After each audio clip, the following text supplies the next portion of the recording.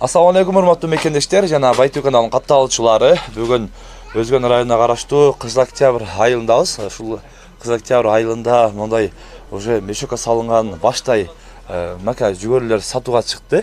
Ушул жерде бир 50 тоннага жакын мака бар экен.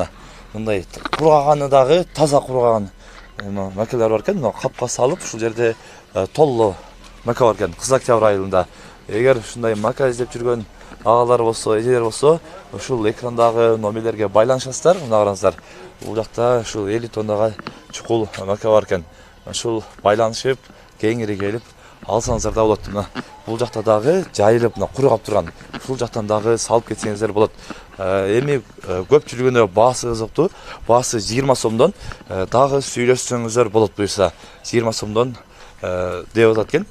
Саткан абабыз 20 сомдон сатабыз дейт. Ушул экрандагы номерлерге дагы байланышып, сүйлөшүп көрсөңүздөр болот.